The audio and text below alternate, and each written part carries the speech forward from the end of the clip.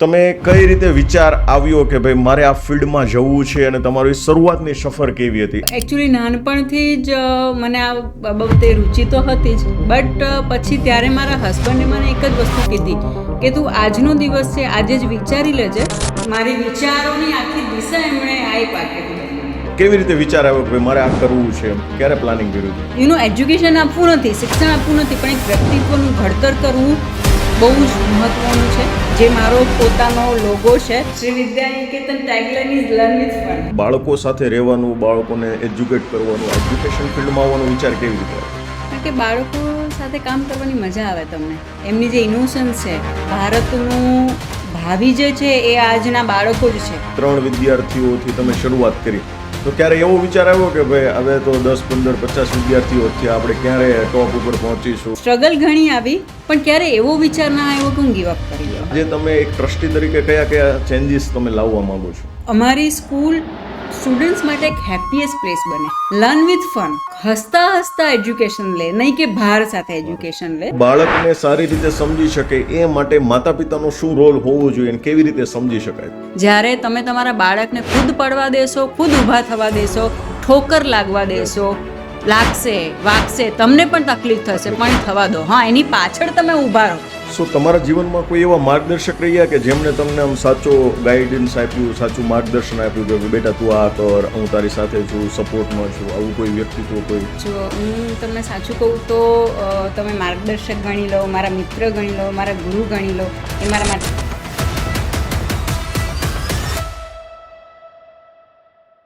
નમસ્કાર દોસ્તો, યોગેશ વિરડિયા યુટ્યુબ ચેનલમાં આપ સૌનું હાર્દિક સ્વાગત છે. આપ સૌનો જે પ્રેમ અને ઉત્સાહ મળે છે એના કારણે જ અમને એક નવી ઉર્જા મળે છે કે અમે તમારી સમક્ષ કંઈક એવા વ્યક્તિત્વને લઈને આવીએ કે જેમના જીવનમાંથી, જેમના બિઝનેસમાંથી આપણને ઘણું બધું ઇન્સ્પિરેશન મળે અને આપણે પણ આપણા જીવનને, આપણા બિઝનેસને, આપણે જે કંઈ બી કાર્યો કરીએ છીએ એમાં કંઈક નવીનતા લાવી શકીએ અને આપણા જીવનમાં, આપણા વ્યવસાયમાં કંઈક ને કંઈક સુધારો કરી શકે. તો એવું જ સરસ મજાનું વ્યક્તિત્વ આજે આપણી વચ્ચે ઉપસ્થિત છે, ડૉક્ટર મિત્તલ ધાકડા, કે જેઓ શ્રી વિદ્યા નિકેતન કરીને એક સરસ મજાની સ્કૂલ ચલાવી રહ્યા છે. માત્ર 3 વિદ્યાર્થીઓથી જેમણે આજથી 20 વર્ષ પહેલાં એક સ્કૂલની શરૂઆત કરી હતી અને આજે 2000 કરતાં વધુ વિદ્યાર્થીઓ ત્યાં વિદ્યાભ્યાસ કરી રહ્યા છે. સો મિત્તલ મેડમ, આપનું હાર્દિક સ્વાગત છે અમારા સરસ મજાના પોડકાસ્ટમાં. Thank you so much. Yes. So madam, તમે કઈ રીતે વિચાર આવ્યો કે ભાઈ મારે આ ફિલ્ડમાં જવું છે અને તમારી શરૂઆતની સફર કેવી હતી એના વિશે કંઈક અમારા વ્યુઅર્સને માહિતી આપો. એકચ્યુઅલી નાનપણથી જ મને આ બાબતે રુચિ તો હતી જ, અને નાનપણમાં બી મારા પપ્પા એસપી રહી ચૂક્યા છે, સો એમની ટ્રાન્સફરેબલ જોબ હતી, એટલે અમે ગામે ગામ ફર્યા છીએ અને ત્યાં બી દરેક સિટીમાં કોઈ પણ સ્કૂલમાં હું મોનિટર તરીકે જ રહેતી અને પ્રોક્સી સેટ કરતી ને એ બધું કરતી. મેરેજ પછી મારી બેબી 2 વર્ષની થઈ પછી વિચાર્યું કે હવે કંઈક પોતાની લાઈફ માટે કંઈક કરવું જોઈએ, એટલે વિચાર્યું કે હું ક્યાંક 1-2 જગ્યાએ ઇન્ટરવ્યૂ આપું ને ચાલુ કરું. બટ પછી ત્યારે મારા હસબન્ડે મને એક જ વસ્તુ કીધી કે તું આજનો દિવસ છે આજે જ વિચારી લેજે કે તારે ઇન્ટરવ્યૂ આપવા છે કે લેવા છે. તો આ એક જે એમનું સેન્ટેન્સ હતું એ મારી વિચાર શક્તિને આખી દિશા એમણે બદલી નાખી અને આજે હું તમારી સામે છું 2000 વિદ્યાર્થીઓ, તમે જેમ કીધું એમ, અને 120ના સ્ટાફ સાથે. અને જ્યારે પણ હું કોઈકનું ઇન્ટરવ્યૂ લઉં છું ત્યારે મને આ વાક્ય એમનું યાદ આવે છે. તો થેન્ક્સ ટુ માય હસબન્ડ કે મારી વિચારોની આખી દિશા એમણે આ એક વાક્યથી બદલી નાખી. અને શરૂઆતમાં યસ, કોઈ બી બિઝનેસ તમે કરો કે કંઈ પણ વસ્તુની શરૂઆત કરો એટલે ડેફિનેટલી તમને પડકારો આવતા હોય છે, સ્ટ્રગલ્સ આવતી હોય છે, ઘણી બધી મુશ્કેલીઓ આવતી હોય છે, ગવર્મેન્ટ તરફથી કે પછી આપણા સમાજ તરફથી. તો ઘણી બધી મુશ્કેલીઓનો સામનો કરતાં આ પહેલાં ગ્રાઉન્ડ ફ્લોર ખાલી હતું, આમાં પ્લાસ્ટર્સ પણ નહોતી થઈ, એવા ક્લાસરૂમમાં પણ અમે છોકરાઓને બેસાડ્યા છે, 1 મહિનો ઘરે પણ બેસાડ્યા છે પેરેન્ટ્સને રિક્વેસ્ટ કરીને, પણ તે છતાં એ લોકોનો અમને સપોર્ટ રહ્યો. અને રસ્તાઓ નહોતા, કાચા રસ્તાઓ હતા, હવે રસ્તાઓ સરસ થઈ ગયા છે, પણ વોશરૂમ્સ નહોતા. તો ધીમે ધીમે આ બધી મુશ્કેલીઓનો સામનો કરતા આજે બહુ સરસ મજાનું 4 માળનું બિલ્ડિંગ છે, સરસ મજાના ગ્રાઉન્ડ્સ છે અને સરસ મજાના એરિયામાં અમારી સ્કૂલ છે આજે. પણ શરૂઆત બહુ નાનાથી કરી હતી, ભાડાના એક બંગલામાંથી કરી હતી અને આજે બસ તમારી સામે છું. ઓકે, બહુ સરસ. ઘણો સંઘર્ષ તમે કર્યો છે અને એની વિશે આપણે થોડીક આગળ ચર્ચા કરીશું. બહુ સરસ, તમે થોડો સંઘર્ષ કર્યો છે ને એ સંઘર્ષ વિશે આપણે ઊંડાણપૂર્વક પછી આપણે ચર્ચા કરીશું આગળની વાતોમાં. સો તમે જે આ ફિલોસોફીની એજ્યુકેશનમાં આગળ આવ્યા, બરાબર છે, ફિલોસોફીમાં તમે ડોક્ટરેટ કર્યું, તો કેવી રીતે વિચાર આવ્યો કે ભાઈ મારે આ કરવું છે, એમ ક્યારે પ્લાનિંગ કર્યું હતું? જો પ્લાનિંગમાં તો એવું હતું કે પહેલેથી જ મને ભણવાનો શોખ બહુ રહ્યો છે, પણ પછી મેં જ્યારે સ્કૂલ ચાલુ કરી ત્યારે હું ફક્ત બીએસસીની ડિગ્રી સાથે મેં સ્કૂલ ચાલુ કરી. પછી જ્યારે લાગ્યું કે હવે આ ફિલ્ડમાં જ તમારે રહેવાનું છે, ડેવલપ કરવાની છે તમારી જાતને અને સમાજને કંઈક સારું આપવાનું છે, તો પછી એમાં હું આગળ વધી. એમાં મેં બીએડ કર્યું અને પછી એમએડ મેં કર્યું અને પછી હજુ પણ મારી જાતને મને સેટિસ્ફેક્શન નહોતું થતું કે હજુ કંઈક ખૂટે છે.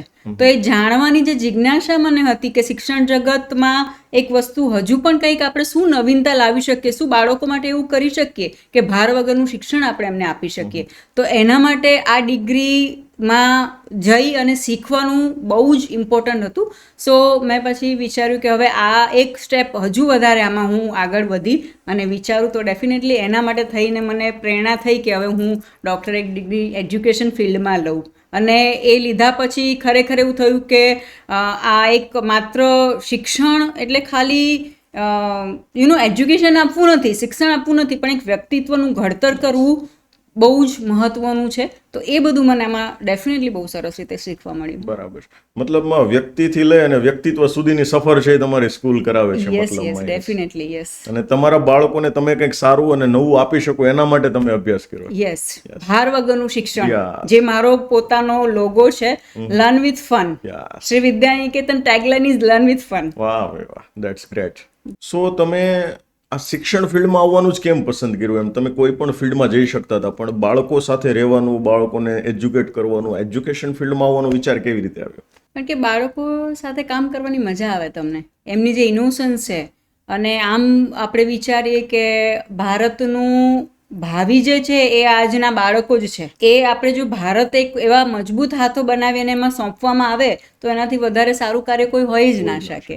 એટલે પેલું કહેવાય છે ને કે શિક્ષકમાંથી જ સ્કૂલમાંથી જ ડૉક્ટર બને છે, વકીલ બને છે, જે પણ બને છે, જે પણ વસ્તુઓ છે સ્કૂલમાંથી જ શીખવા મળે છે બાળકને. અને બાળક એવી છે જેને તમે જેવો આ મોલ્ડ કરો, જેમ પાણીને આપણે જે પાત્રમાં રેડીએ એ પાત્રનું રૂપ લઈ લે છે, એ જ રીતે બાળક પણ એ જ છે.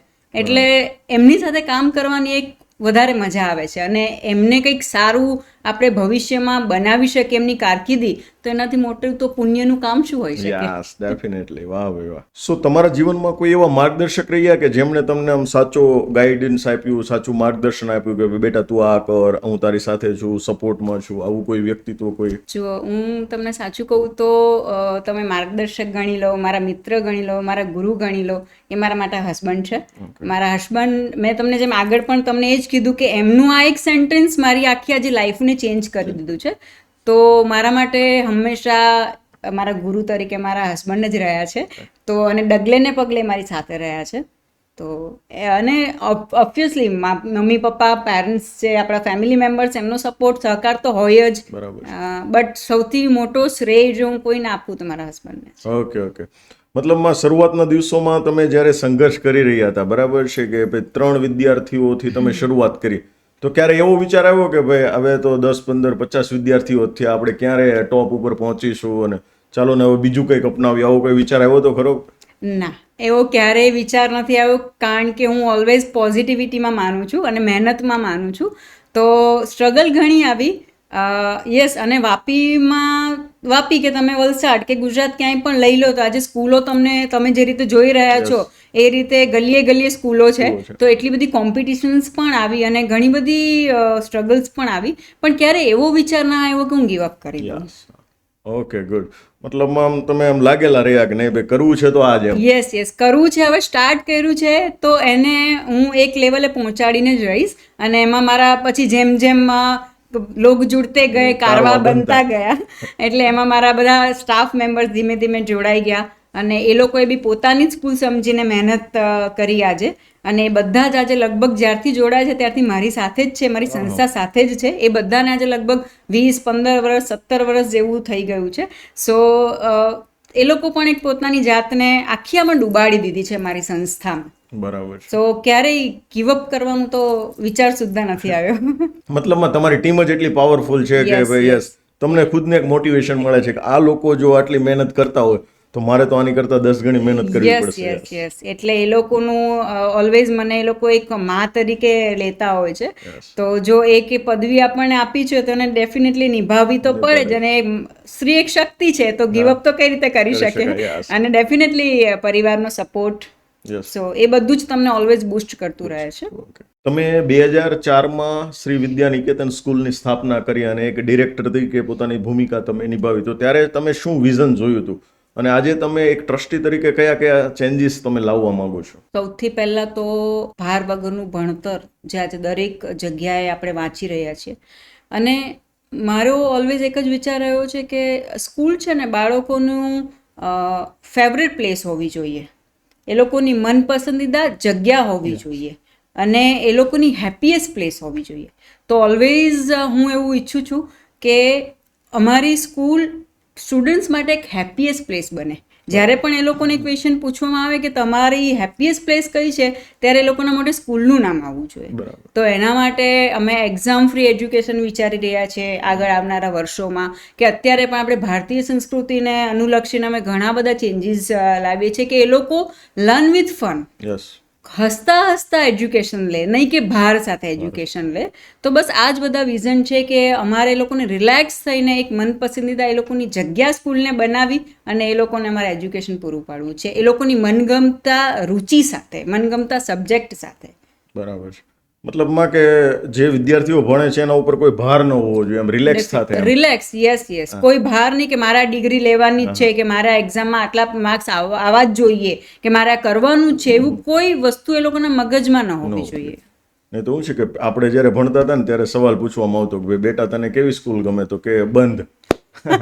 કેમ તો કે કોઈને સ્કૂલે જવું ગમતું જ નથી. નહોતું, હા, બસ અને આપણે જો એવી કદાચ પ્લેસ બનાવી શકીએ કે જ્યાં વિદ્યાર્થી છે ને એ આતુરતા સાથે આવે છે કે નહીં આજે કંઈક નવું શીખીશું. હા, અને ઓલમોસ્ટ અમે થોડા એ લેવલ પર પહોંચી પણ ગયા છે. મોસ્ટલી તમે જોયું હશે કે પ્રી સ્કૂલો સેટરડે બંધ હોય છે, પણ અમારી સ્કૂલ અમે લગભગ છેલ્લા 3 વર્ષથી સેટરડે ચાલુ એટલા માટે રાખી છે કારણ કે પેરેન્ટ્સની રિક્વેસ્ટ હતી. પેરેન્ટ્સ એવું અમને આવીને ઘણા બધા કહેતા હતા કે પ્લીઝ મેમ તમે સેટરડે ચાલુ રાખો ને ભલે 2 કલાક તો 2 કલાક, કારણ કે અમારા છોકરાઓ ઘરમાંથી એમનો ટાઈમ થાય ને 9:30 એટલે કે હવે સ્કૂલે જવાનું છે. અને જુનિયર સિનિયરના છોકરાઓ કોઈ વાતે સમજતા જ નથી હોતા કે નહીં આજે સેટરડે છે, રજા છે, પણ એ કે ના અમારે સ્કૂલે જ જવું છે. તો આ અમારા માટે બહુ મોટું અચીવમેન્ટ છે. આનાથી મોટી અચીવમેન્ટ Achievement કોઈ હોય જ ના શકે. આ જ મોટો એવોર્ડ છે આપણા યસ માટે. યસ, એટલે એ રસ્તા ઉપર અમે મોસ્ટલી પહોંચી ગયા છીએ. ડેફિનેટલી અચીવ કરી લીધું જ કહેવાય એમ મતલબ. મેડમ, તમે વલસાડની જે સેલ્ફ ફાઇનાન્સ સ્કૂલનું એસોસિએશન છે, બરાબર છે, એમાં તમે સેક્રેટરી તરીકે છો, તો એમાં તમે શું વિઝન છે તમારું, તમે શું યોગદાન આપી રહ્યા છો, આગળનું ભવિષ્ય તમે શું નક્કી કરી રહ્યા છો? Self finance school association of Valsad, એમાં ગુજરાત કારોબારી એટલે કે અમે બધા ગુજરાત લેવલે કામ કરી રહ્યા છીએ. અને એમાં અમે શિક્ષણ ક્ષેત્રથી સમાજને કઈ રીતે અપલિફ્ટ કરી શકીએ એનો અમારો બધાનો જ મોટો છે.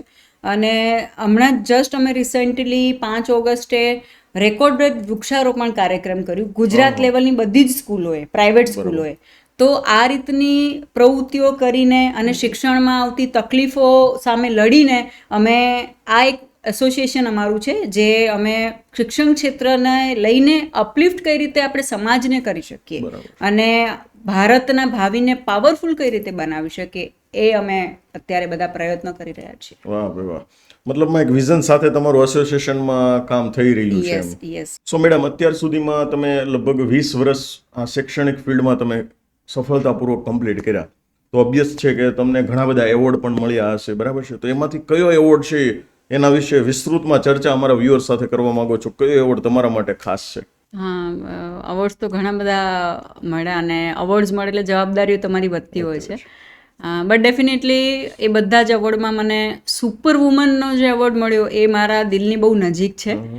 કારણ કે સુપર વુમનનો ટેગ એટલે કે તમે તમારી કારકિર્દી, તમારા પરિવાર અને સમાજને બેલેન્સ કરીને જે બધું કરી રહ્યા છો એના માટે તમને એક કહેવાય ને કે પેલું સુપર વુમન એટલે તમારા 10 હાથ છે, 10 માથા છે અને બધું જ તમે વ્યવસ્થિત બધું સંતુલન જાળવીને કરી રહ્યા છો. તો એ એવોર્ડ જ્યારે મળ્યો ત્યારે મને એમ થયું કે યસ, આઈ અચીવ સમથિંગ. અને એના માટે ડેફિનેટલી હજુ ઓર હું પ્રયત્ન કરીશ મારા એ 10 માથા અને 10 હાથ સાથે. હા ભાઈ વાહ. મતલબમાં કે આ એક એવો એવોર્ડ છે કે જ્યાં તમારી જવાબદારીઓનો ભાર થોડોક વધી જતો હોય છે. ઓફકોર્સ, કારણ કે આપણને જેના માટે સિલેક્ટ કરવામાં આવ્યા છે તો એ આપણે પુરવાર કરવું પડે. એટલે આજે પણ હું જ્યારે મારી ઓફિસમાં એન્ટર થઉં છું ત્યારે બધા જ પડેલા અવોર્ડને જોઉં છું તો ઓર પ્રોત્સાહન મળે છે અને ઓર મારી જાતને હું ઇન્સ્પાયર કરું છું કે યસ, આ બધા અવોર્ડને જો એ લોકોએ લાયક સમજ્યા છે તમને, તો તમારે હજુ પણ સમાજ માટે ને તમારા વિદ્યાર્થીઓ માટે કંઈક સારું કરવાનું છે. Yes, definitely. સો મેડમ, ઘણી બધી મહિલાઓ છે કે એને બી વર્કિંગ પ્રોફેશનલ બનવું છે, એને પણ કોઈને કોઈ ફિલ્ડમાં આગળ વધવું છે. તો એક મહિલા તરીકે તમે ઘણા બધા ચેલેન્જીસને ફેસ કર્યા, તો આ બધી જે મહિલાઓ છે એને તમે શું મેસેજ આપવા માંગો છો? સૌથી પહેલાં તો છે ને એક વસ્તુ તમારી અંદર તમારે ડિસાઈડ કરી લેવી પડે કે આ મારે કરવું છે. પેલું જ્યાં ચા ત્યાં રાહ એવું છે. એટલે એકવાર તમે નક્કી કરી લો, પછી તમારી લાઈફમાં ગમે એટલા પડકાર આવે, ગમે એટલી ડિફિકલ્ટી આવે, પણ તમારે પાછું વાળીને જોવું નહીં અને આગળ ને આગળ સતત વધ્યા કરવું. તમારા કમ્ફર્ટ ઝોનમાંથી તમારે બહાર નીકળવું પડે છે. એના માટે તમારે ટાઈમ મેનેજમેન્ટથી લઈને બધું જ તમારા મગજમાં તમારે સેટ હોવું જોઈએ. મારી ઘણી બધી એવી ફ્રેન્ડ્સ છે કે ઘણા બધા મારા સંપર્કમાં એવા છે જેનામાં ટેલેન્ટ તો ખૂબ છે, અને મોસ્ટલી મહિલાઓમાં ટેલેન્ટ હોય જ છે. દરેક સ્ત્રી એક ટેલેન્ટ સાથે જન્મી છે. Yes, definitely. પણ ઘણીવાર આળસને કારણે કે ઘણીવાર આ નહીં થઈ શકે, મારા વગર નહીં ચાલી શકે, એવા બધા જે એક બાંધેલા હોય છે ને, જે અમુક મિથ્સ બાંધેલા છે, ગ્રંથિઓ બાંધેલી છે, એના લીધે થઈને એ પોતાની ટેલેન્ટ આજીવનભર પોતાની અંદર જ હોય છે. અને ઘણીવાર સમાજના ડરથી કે લોકો શું કહેશે. તો એક વસ્તુ એ પણ આપણે વિચારવું જોઈએ કે આપણે આપણા માટે જીવન જીવવાનું છે, આપણે આપણા માટે કંઈક કરવાનું છે. તમે કંઈ નહીં કરો તો પણ લોકો કહેવાના છે, ને કંઈક કરશો તો પણ કહેવાના છે, તો કરીને કહેવા દો ને. આપણો તો ફાયદો થાય છે ઉલટો. એટલે આ એક વસ્તુ છે કે તમારે અંદરથી પોતાની જાતને મક્કમ અને મજબૂત બનાવવી પડે છે, કારણ કે સ્ત્રીમાં શક્તિ તો રહેલી જ છે. અને નવદુર્ગાના 9 રૂપ છે સ્ત્રીમાં. એટલે ક્યારેક કદાચ એવા પડકાર આવે કે એવી કંઈક તમારે સમાજ તરફથી તમને અડચણ બને, તો તમારે દુર્ગાનું રૂપ ધારણ કરીને તમારે આજે કાળીમાનું રૂપ પણ લેવું પડે, અને સાક્ષાત શિવને આવવું પડે તમને શાંત કરવા માટે, તો એ રૂપ પણ તમારે લેવું પડે ક્યારેક. એટલે આ વસ્તુ તમારે તમારી જાતને અંદરથી હિંમત આપી અને કરવી પડે છે. તમે જે વાત કરી ને એમાં એક બહુ સરસ મજાની વાત કરી કે ઘણી બધી મહિલાઓ છે ને, ઘણા બધા પુરુષો બી એમાં આવી ગયા કે ભાઈ હું આ કામ કરીશ તો લોકો શું કહેશે. હા, એક્ઝેક્ટલી, કે આ નાનું કામ છે. કદાચ કોઈ તમે મ્યુઝિકને લઈ લો, કે કદાચ તમે કોઈક સીવણ કળામાં બી નિપુણ હોય છે, તો તમે આઉટ ઓફ વેસ્ટમાંથી બેસ્ટ બી બનાવી શકો છો. Yes, definitely. એટલે એવું પણ તમે કરી શકો છો. આજકાલ ઇન્સ્ટાનો, સોશિયલ મીડિયાનો જમાનો છે, તો તમારી કોઈ સરસ રેસીપી છે, તમને આવડે છે, તમે એમાં બી અપલોડ કરી શકો છો. બ્લોગર બની શકો છો, તમે અલગ અલગ લોકોની મુલાકાત લઈ શકો છો. પણ આ એક જે શબ્દ છે કે એ લોકોને આગળ નથી વધવા દેતો એમ. સો એક જગ્યા પર મારા ગુરુ હતા, મને બહુ સરસ મજાની વાત કરી ને એ આપણા બધાના જીવન સાથે જોડાયેલી છે. એણે બહુ સરસ મજાની વાત કરી હતી કે યોગેશ, કોઈ વ્યક્તિને તને શું કહેવું ને એ એના મનની વાત છે. કોઈ વ્યક્તિએ તને શું કહેવું એ એના મનની વાત છે. એની વાતને કેવી રીતે લેવી ને એ તારા મનની વાત છે. બરાબર છે, એના વિચાર છે. તમારે એને પકડીને નથી ચાલવાનું. યસ, તો જ તમે એ પિંજરામાંથી બહાર નીકળી શકો. હું તો યોગેશભાઈ છે ને એક જોડી રાખું છું. એમાં જે સામેવાળાને કહેવું હોય ને કહી દે, અને પછી એ જોડી એની જ સામે ફેંકી દઉં છું, ભાઈ તારું તને મુબાર. હા, એ તમારા વિચારો છે, એ મારા વિચારો નથી. એટલે અને પેલું કહેવાય છે ને કે તમારું રિમોટ તમારા હાથમાં હોવું જોઈએ. તમે સુખી થાવ છો, તમે દુઃખી થાવ છો, તમે હસો છો, તમે રડો છો, એ ફક્ત તમારા કારણે હોવું જોઈએ, નહીં કે બીજાના હાથને કારણે. એટલે તમારું રિમોટ જે દિવસે તમારી પાસે આવી ગયું ને યોગેશભાઈ, એ દિવસે તમારે પાછું વળીને જોવાનું નથી. તમારી લાઈફ છે ને એકદમ મેમરેબલ બની જશે. Yes, definitely. કેમ કે આપણે ક્યાંક ને ક્યાંક લોકોની વાતોને આપણે ગળે બાંધીને ચાલીએ છીએ, એટલા માટે આપણે દુઃખી થઈ. અને એ જ વાતને લઈને એટલા બધા આપણે દુઃખી થતા હોઈએ છે, સામેવાળો તો કદાચ એ ભૂલી પણ ગયો હશે. કોઈ વ્યક્તિ આપણે ખાલી એક વખત વાત કહી દે ને, આપણે 3 દિવસ સુધી તો સદમામાં રહીએ. આપણે મને કેમ આવું કહી જાય, અરે પણ એ ગમે એ કે નથી, તમે થઈ તો નથી જવાના. એ તમારા વિચારો છે. તમારું નામ યોગેશ છે, હું ભલે 10 વાર તમને મુકેશભાઈ કરું, પણ તમારું નામ યોગેશભાઈ જ રહેવાનું છે. Yes, definitely. બીજી એક સરસ મજાની વાત એમાંથી એ બહાર નીકળે છે કે મહિલાઓ હોય, બરાબર છે, તો એને 2 પાસાઓને સંભાળવાના હોય છે. પુરુષ શું, માની લો કે હું છું, મારે ખાલી બિઝનેસ જ, મારે ઘર નથી સંભાળવાનું, પણ એક વર્કિંગ વુમેન તરીકે તમારે પરિવારને પણ સંભાળવાનો છે, સાથે સાથે બિઝનેસને બી ડેવલપ કરવાનો. તો આ બંનેને બેલેન્સ તમે કેવી રીતે કરો છો? એ ખાસ અમારી જેટલી બી મહિલાઓ છે ને એના માટે ખાસ છે. મેં તમને પહેલાં એ કીધું એ જ પ્રમાણે કે એના માટે તમારે ટાઈમ મેનેજમેન્ટ તમને આવડવું જોઈએ અને તમારે સવારથી લઈને બપોર સુધી શું કરવાનું છે, બપોરથી સાંજ સુધી શું કરવાનું છે, આ બધા સ્કેડ્યુલ સાથે એ તમારી આવડત હોવી જોઈએ ગોઠવવાની.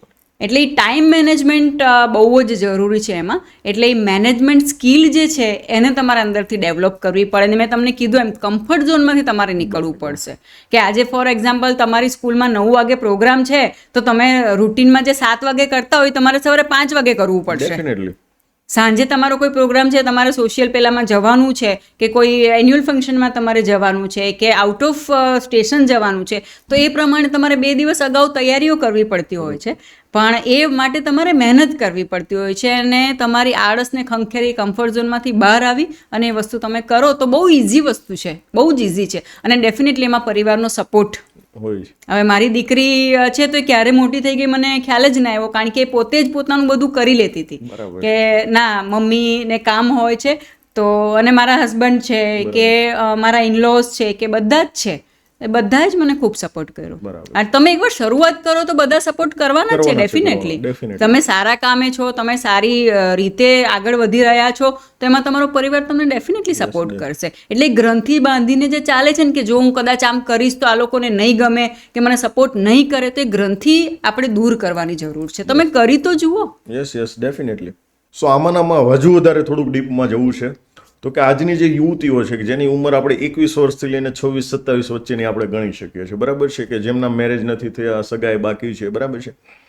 સો આ જે ટીનેજ યર્સની જે કંઈ બી ગર્લ્સ છે અથવા તો લેડીઝ છે, બરાબર છે, એને તમે શું સંદેશ આપવા માંગો છો? એક જ સંદેશ મારો ઓલવેઝ બધાને જ હોય છે કે તમારે તમારા પગભર થવું જ પડશે.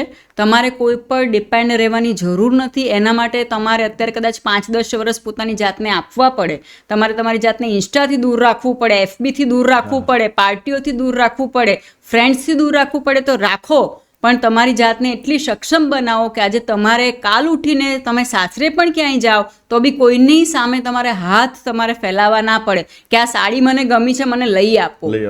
સાડી ગમી છે, લઈને આવો ને ઘરે બતાવો કે આ સાડી મેં લીધી છે. એ તમારી આવડત તમારી હોવી જોઈએ અને એના માટે તમારે ડેફિનેટલી મહેનત કરવી પડે. અને કોઈ પણ પરિસ્થિતિથી ગભરાવાની જરૂર નથી, બધા તમારી સાથે જ છે. એટલે તમારા મોજ શોખ તમારા પૈસાથી, તમારી કમાણીથી પૂરા કરો, એવી તમારી જાતને સક્ષમ બનાવો. હા ભાઈ, એક્સલન્ટ મેસેજ આપ્યો છે આજની યુવા પેઢી છે એમના માટે. જબરદસ્ત. સો મેડમ, તમે 20 વર્ષથી આ ફિલ્ડમાં છો, બરાબર ને? 20 વર્ષનો અનુભવ એટલે બહુ મોટો અનુભવ કહેવાય છે. સો વિદ્યાર્થીના જીવનમાં જેટલો શિક્ષકોનો રોલ હોય છે, જેટલો શાળાનો રોલ હોય છે ને, એટલો જ સામે માતા પિતાનો પણ રોલ હોય છે અને એમના પરિવારનો રોલ હોય છે. તો બાળકને સારી રીતે સમજી શકે એ માટે માતા પિતાનો શું રોલ હોવો જોઈએ અને કેવી રીતે સમજી શકાય? એના માટે પહેલાં તો છે ને બાળકને સાંભળવા પડતા હોય છે. ઓકે. કે શું કહેવા માંગે છે એકચ્યુઅલી.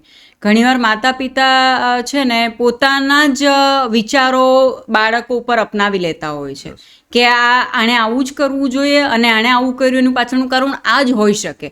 પહેલાં એને સાંભળો, એને સમજો કે શેના માટે એણે આ વસ્તુ કરી. બરાબર. તો સૌથી પહેલાં તો એ કરવું જોઈએ. અને મેં છે ને હમણાં ઘણું સાંભળ્યું છે, ઘણા પેરેન્ટ્સના મોઢે એવું સાંભળ્યું છે કે અમે તો હવે છે ને ફ્રેન્ડ્સ બની ગયા છે અમારા દીકરા દીકરીના. તો ફ્રેન્ડ્સ તો એ લોકોના ઘણા છે, તમે માતા પિતા જ બનો. વાહ ભાઈ વાહ. ફ્રેન્ડ્સ એ લોકોના લાઈફમાં ઘણા બધા છે, તમારે માતા પિતા જ બનવાનું છે, કારણ કે માતા પિતા જ એક સાચું માર્ગદર્શન આપી શકશે. એ લોકોને ગુસ્સે થઈને પણ એ લોકોને સાચી રાહ બતાવી શકશે અને એ લોકોની કરિયરમાં શું આગળ વધવું અને કઈ રીતે આગળ વધવું એ માતા પિતા જ સમજાવી શકશે. અને આજના માતા પિતાને મારી એ પણ એક રિક્વેસ્ટ છે કે એ લોકોને થોડા બોલ્ડ બનાવો, થોડા મજબૂત બનાવો, બહાદુર બનાવો. આજે થોડુંક તમે તરત એમને આઈફોન આપી દો છો, બાઇક આપી દો છો, ગાડી આપી દો છો, એના બદલે થોડાક એ લોકોને કઠણ રસ્તા ઉપર ચાલવા દો, પડવા દો અને જાતે ઊભા થવા દો. કારણ કે આજે નહીં તો કાલે એ લોકોએ તમારા વગર આ સમાજનો સામનો કરવાનો છે. અને આ સમાજની, આ દુનિયાની તમે આજે કોમ્પિટિશન તો જુઓ.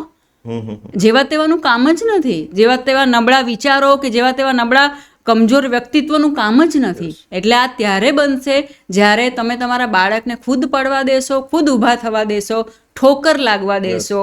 લાગશે વાગશે, તમને પણ તકલીફ થશે, પણ એ થવા દો. હા, એની પાછળ તમે ઊભા રહો, પણ એને હાથ પકડીને તમારે ઊભા રાખવાની જરૂર નથી. અને થોડુંક આજે સ્કૂલમાં પણ ઘણીવાર એ લોકોના પક્ષ લઈને આવતા હોય છે, ત્યારે પણ હું પેરેન્ટ્સને તમે એમ કહું છું કે આજે તમે આ પક્ષ લ્યો છો અને તમારી વિરુદ્ધમાં જઈ રહ્યું છે. વાહ ભાઈ વાહ, 100% વાત છે.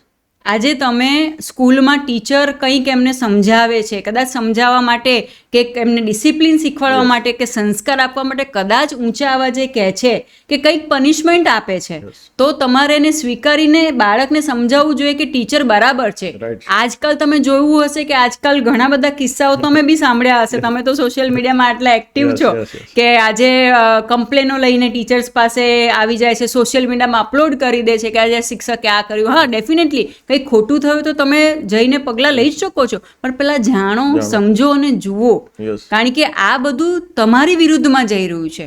કાલ ઉઠીને બાળક તમારો પણ આ જ રીતે ઓપોઝ કરશે અને આ જ રીતે તમને અવગણના કરશે. આજે જો શિક્ષકની રિસ્પેક્ટ કરશે તો તમારી કરશે. અને શિક્ષક માતા પિતાની રિસ્પેક્ટ કરતા જ શીખવાડે છે, કોઈ પણ સ્કૂલ હોય. હું ખાલી મારી સ્કૂલ નથી કહેતી. આજે કઈ સ્કૂલે એવું કીધું કે તારે જઈને મા બાપને લાફો મારવાનો છે? આજે કોઈ નથી કહેતું, ક્યારેય નથી કહેતું.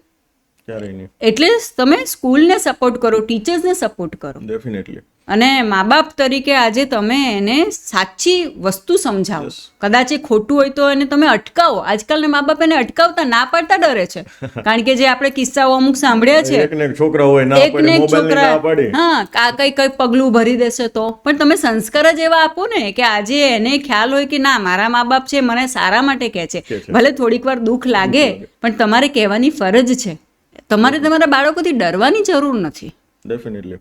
હું પણ ઘણા બધા પેરેન્ટિંગના વર્કશોપ લઉં છું, સેમિનાર કરું છું, તો હું ઓલવેઝ કહું છું કે તમારે તમારા બાળકને આંગળી પકડીને નથી ચાલવાનું, એને એવી રીતે સક્ષમ બનાવવાના છે કે એને તમારી આંગળીની જરૂર જ ના પડે. એક્ઝેક્ટલી. તમે ક્યાં સુધી, તમે બહુ તો 20 વર્ષ 25 વર્ષ એની સાથે રહેવાના, અને ન કરે નારાયણ ને અચાનક તમારે દુનિયા છોડવાની થઈ તો બાળકનું શું થાય? યસ. તો તમારે એને, તમે કીધું ને બેન, જે વાત કરીને એકદમ એક્સ્ટ્રાઓર્ડિનરી કરી કે તમારા બાળકને તમારે બોલ્ડ બનાવવાના છે. બોલ્ડ જ બનાવવા છે. દુનિયામાં જશે એટલે કોમ્પિટિશન કોમ્પિટિશન કોમ્પિટિશન ચારે બાજુથી ઘેરાયેલો છે.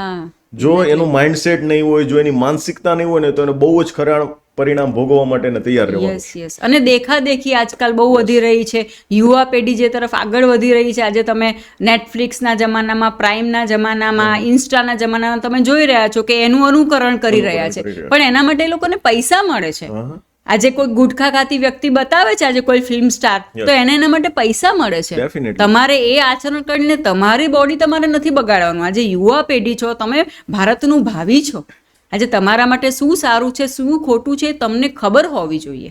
એ આજની જે યુવા પેઢી છે ને, એને ખબર જ નથી પડતી કે મારા આદર્શ કોણ હોવા જોઈએ. હકીકતમાં એ લોકો જે વિમલ ખાય એને આદર્શ માને છે કે આ અમારા સુપર હીરો છે. એ જ કોની પાસેથી શું શીખવું. અને એ બી લોકો યંગસ્ટર હોય ને એને જ ટાર્ગેટ કરે છે, જેની પાસે ઓછી બુદ્ધિ હોય છે. એક્ઝેક્ટલી. હા, એટલે એ લોકોનો પણ ટાર્ગેટ એવો હોય છે કે આજની યુવા પેઢીને આપણે વિમલ ખાતા કરીએ, ગુટકા તમે ખોખલા કરી નાખો એટલે ભારત તમારું પૂરું થઈ જાય. એટલે યસ, એ જે ડ્રગ્સ તરફ આગળ વધી રહ્યા છે, એ બધું આજે અમુક પેલા કહેવાય ને કે અમુક બીજાની ચાલ પણ હોઈ શકે, ષડયંત્ર. આજે તમારે ભારતને કેવી રીતે નુકસાન પહોંચાડવું, તો શું છે ટાર્ગેટ? યુવા પેઢી છે. અને આજના માતા પિતા છે ને, કેવું છે કે હું મારા બાળક જે માગે હું લઈ આપું છું એટલે હું સારો મા બાપ છું. નહીં, આ વાક્ય તદ્દન ખોટી છે. અને ડર મેન વસ્તુ એ છે કે આપણે ઘણી બધી વખત અવારનવાર કિસ્સા વાંચીએ છીએ કે મોબાઈલની ના પડી તો એને સુસાઇડ કરી લીધું, ઘર છોડીને જતો રહ્યો, આવું બધું. એટલે માતા પિતા માટેનો બેસ્ટ મેસેજ છે કે તમારા બાળકને તમારે બહાદુર બનાવવો પડશે. અને બીજી એક બહુ સરસ મજાની વાત કરી મેડમ તમે, કે કોઈ પણ બાળક છે ને સ્કૂલની ફરિયાદ ઘરે કરે છે ને, એટલે એ માતા પિતા તો આવે, પણ સાથે સાથે બીજા 4-5 પાડોશીઓ આવે કે ચાલો નહીં કે અમે બોલવા લાગશું, કેમ કે અમને અનુભવ છે. એટલે બરોબર છે કે સ્કૂલે ખાલી શિક્ષકે ખાલી એટલું જ કીધું હોય, જોરથી ખીજાઈને કીધું હોય, બાળક ડિસિપ્લિનમાં આવે એટલા માટે. એક્ઝેક્ટલી. અને લોકો ઉડતા આવે છે. ત્યારે હું એક શબ્દ બહુ સરસ મજાનો કહું છું કે આજે જે તમે વાવી રહ્યા છો ને, એની કિંમત તમારે જ ભોગવવાની છે. શિક્ષક તો કેટલા વર્ષ, 10 વર્ષ, 12 વર્ષ, 12મું પતી ગયું, શિક્ષકનો રોલ પૂરો થઈ ગયો, પછી આખી જિંદગી એ મા બાપે જ ભોગવવાનું છે બધી જ વસ્તુ. એક્ઝેક્ટલી. અને આજે કયા વિદ્યાર્થીની કમાણી શિક્ષકે ખાધી? યસ, કોઈ જ નહીં. હું એ જ કહું છું કે કોઈ બી શિક્ષક છે, બરાબર છે, તમે એને ખીજવશે વિદ્યાર્થીને, અને એ વ્યક્તિ ડોક્ટર બની જશે તો એ કઈ એને કેશ ફી માંથી સાહેબ મારી 500 રૂપિયા ફી આવી એમાં 200 તમારા છે નહીં, શિક્ષકને એટલો જ ગર્વ છે કે મારો વિદ્યાર્થી ડોક્ટર બન્યો. એને એ જ જોઈએ છે, એને એનાથી વધારે જોતું જ નથી, એને કંઈ જ નથી જોતું. એ જે પગારમાં જે આપી રહ્યું છે ને એનાથી વિશેષ આપી રહ્યું છે, એટલે એને કોઈની કમાણી ખાવી નથી. એને તમે જેમ કીધું એમ કે પોતાના વિદ્યાર્થીને એક લેવલ પર જોશે ને એની સૌથી મોટી કમાણી છે. પણ ફાયદો કોને થવાનો છે? પેરેન્ટ્સને લાઈફ ટાઈમ. આજે તમારી સંસ્થા છે એ બાળકો માટે આટલું બધું કરી રહી છે, બરાબર છે, તો એનો લાઈફ ટાઈમ ફાયદો કોને મળવાનો છે? એના પરિવારને. એક આદર્શ વિદ્યાર્થી બનશે તો ફાયદો એના મા બાપને થશે, એક આદર્શ વ્યક્તિ બનશે તો ફાયદો એના પતિ કે પત્નીને થશે. યસ. એટલે એને તમારે એનાથી ડરવાની જરૂર નથી. એક સારો બિઝનેસમેન બનશે તો ગ્રાહકોને ફાયદો થશે. હા, ડેફિનેટલી. એટલે યસ, તો આ કામ તમારી શાળા કરી રહી છે તો માતા પિતાએ સપોર્ટ કરવાનો હોય છે અને એક વિશ્વાસ પણ રાખવો પડતો હોય છે પોતાના બાળક ઉપર. એક વિશ્વાસ રાખીને ચાલો, એ જે કહે છે એને સાચું માનીને ચાલો. ઘણીવાર શું છે કે એમ કહે છે કે ના તો તું ખોટું જ બોલે છે, પણ એટલે તમે એકવાર એને એ ટેગલાઈન આપી દો છો ને પછી એ જ વસ્તુ અનુકરણ કરતો હોય છે. એટલે એની વાત સમજો, સાંભળો અને એના પર વિશ્વાસ રાખો. ડેફિનેટલી. બહુ સરસ મજાની વાત કરી. દરેક માતા પિતાએ આ મેસેજને ખાસ ધ્યાનથી જોવાનો છે, સાંભળવાનો છે અને સાથે સાથે અમલમાં પણ મૂકવાનો છે.